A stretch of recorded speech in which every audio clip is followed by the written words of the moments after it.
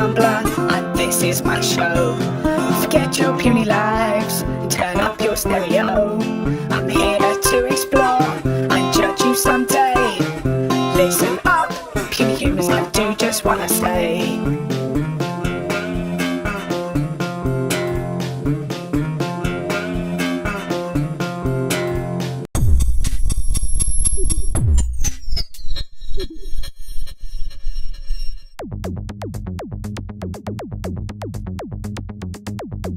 Puny humans. Huh?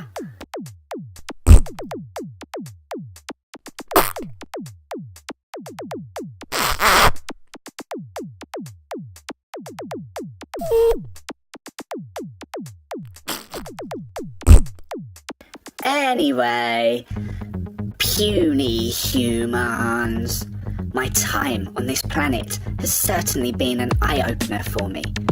I've met loads of interesting creatures while I've been here, be it the humans and their supposedly self-enlightened need to rule over everything they see, the dolphins and their love of tormenting smaller creatures, or the panda bears and their avoidance of some of the most pleasurable things in life. It's fascinating to see what's happening on this planet at such a crucial stage of its development. With such dominant species emerging, the evolutionary prerogative for most is the ability to stay well clear of danger. With many new species now existing outside the perceivable visual and audio spectrum of the humans, this planet really is developing into a unique ecosystem.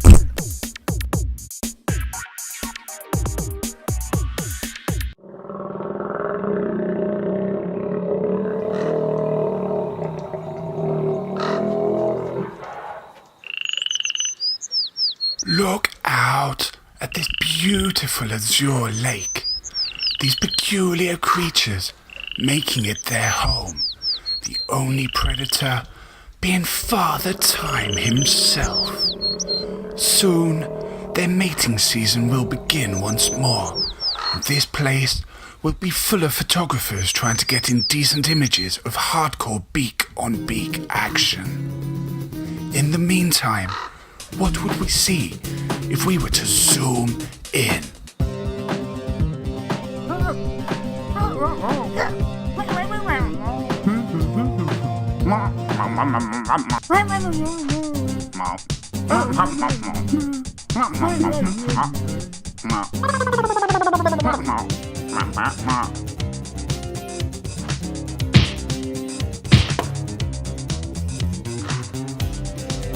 It really is a tough world out there.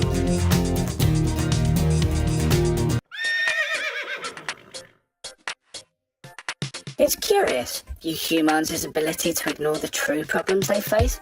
Instead, you opt to focus on single points of interest that has the effect of making you feel like you're dealing with the issue at hand enough to allow you to happily continue with your lives, while not actually disrupting your existences much at all, let alone truly dealing with wider problems. You even have a phrase to describe this: fundamental attribution error. But yet you still fall into the traps. Take this notion of global warming, for example. Now, this is something every species in the galaxy has to contend with at some point. How does your own existence and progression affect the environment within which you live? The answer, quite clearly, is a lot. But what you should ask yourself is, what can you realistically do to mitigate these problems?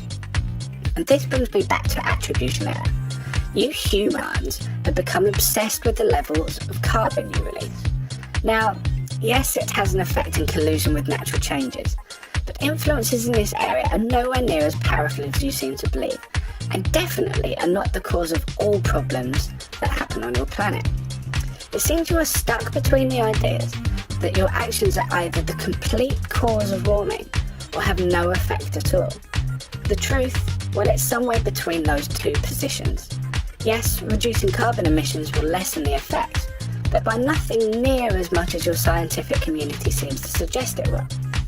The frustrating thing for me as a visitor is this: you cause so much more damage to your environment in other ways that your efforts could be far better spent confronting those rather than focusing on carbon. The vast amounts of poison you pour into your oceans on a daily basis, deforestation on a worldwide scale, intensive farming and chemicals that cause major changes in ecosystems, an unfettered production of electromagnetic waves from your primitive technologies that interfere with your planet's own magnetic defence measures that protect you from interstellar events. It really is time that you readjust your priorities before life here becomes completely unsustainable.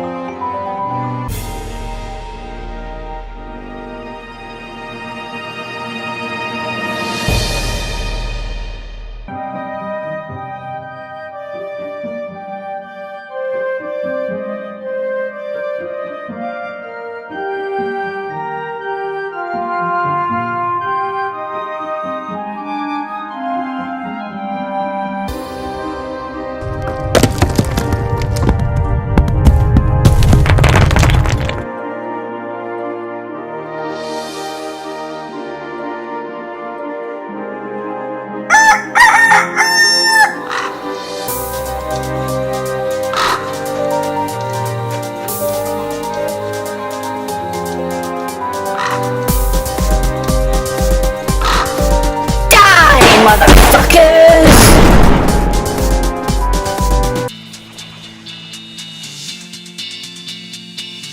So, it's my last show, and I thought what more fitting way to finish it all than to perform another song for you all.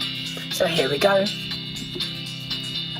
I came to your planet to meet all you human creatures. I've seen things that I can't believe much. The way you dance and the way you prance, the way you strive for your self-fulfillment, your lust for fun when your warring's done, the way you search for truths that evade you. It's made me question all my reasons for my own existence. Never even thought such puny creatures could make me do that. The truth is, I didn't think much of you all when I first got here, but I confess, you're winning me over a lot. The way you love and devote your lives, your unending fiery spirit when trouble arrives, your evil laughs, nonsensical crafts, and the tallest creature I've ever seen, giraffes.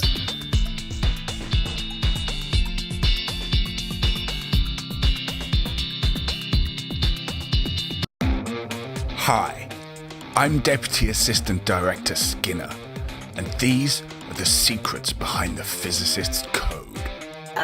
Yeah. The masked physicist, an expert in his field that has agreed to reveal his secrets.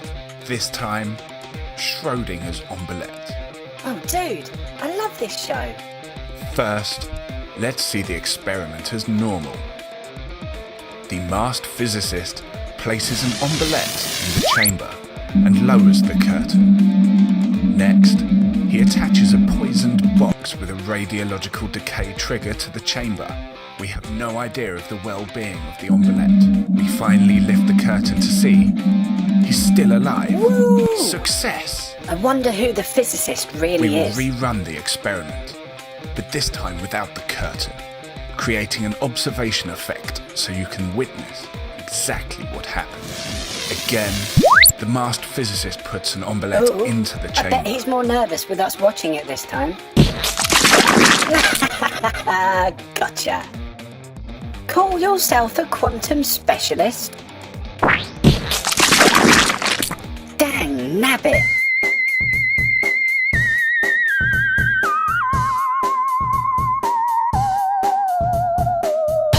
Bless my sweaty alien testes, that's the end of my last show. I want to thank these awesome people for every part they play in getting this done, and I will leave you on this. Die, motherfuckers!